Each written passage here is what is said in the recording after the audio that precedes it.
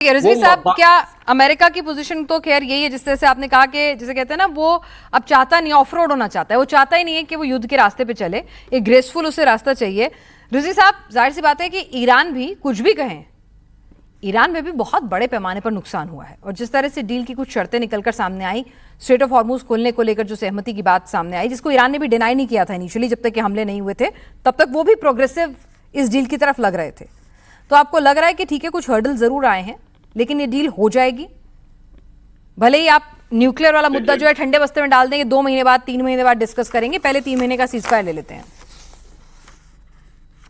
देखिए, पहले मैं 2 पॉइंट्स का जवाब दूं, फिर आपके जवाब पे आता हूं। जैसा कि हमारे पैनलिस्ट अमेरिका से जुड़े कह रहे थे कि ड्रग्स एक बहाना है। इस वक्त सबसे बड़ा पूरी दुनिया में ड्रग्स माफिया जो है वो अमेरिका है। उसने अफगानिस्तान में क्या किया ये सब जानते हैं। अफगानिस्तान में इस वक्त इनासी, आपको पता होना चाहिए कि वहां पे खेती बाड़ी नहीं होती है, वहां पे अफीम, चरस, गांजा बोया जाता है। ये पूरा अमेरिका के अंडर में होता है और बहुत बड़ा व्यापार होता है। और आए दिन ईरान के, क्योंकि रास्ते से जाता है, बॉर्डर पड़ता है, तो ईरान आए दिन पकड़ता है उसको और जलाता है। तो ये कितने बड़े जो है बहुत अच्छे लोग हैं, ये बहरहाल हम भी जानते हैं। और रही डेमोक्रेसी की बात, तो डेमोक्रेसी इतनी अच्छी है कि मोर देन 400 जो है मिलियन से बताते हैं कि असलहे और गन्स लोगों के पास है। पूरे के पूरा जंगल राज चल रहा है वहां। ठीक है सर, अमेरिका में जो चल रहा है ये बताइए, डील का कुछ चल रहा है, कुछ हो पाएगा?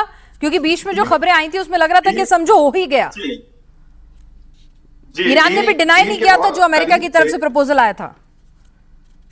नहीं, अमेरिका की तरफ से प्रपोजल नहीं था। ईरान के जो 4 पॉइंट्स थे उस पे ये प्रपोजल साइन करने के बहुत करीब थे, और इन्होंने कहा कि हम 12 मिलियन या 25 मिलियन जो इनके जो कतर में एसेट्स हैं उसको हम उसको हम रिलीज करेंगे।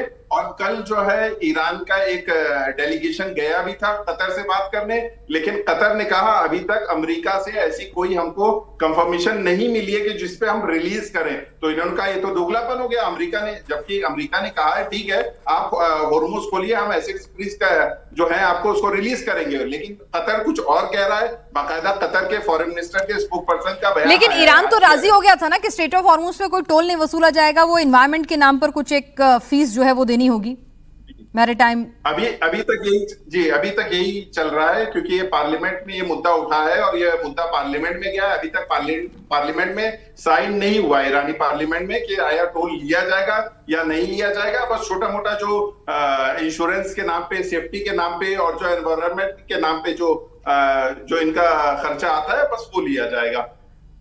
ठीक है, प्रमीत सर जरा बता दीजिए भाई, जहां पर ईरान जिस मसौदे पर दस्तखत के लिए राजी हुआ था, उसमें तो उनका जो कह रहे थे ना कि जो पुराना उनका पैसा है उसे अकाउंट्स को अनफ्रीज किया जाए, वो भी आप लोग मानने के तैयार हो गए थे।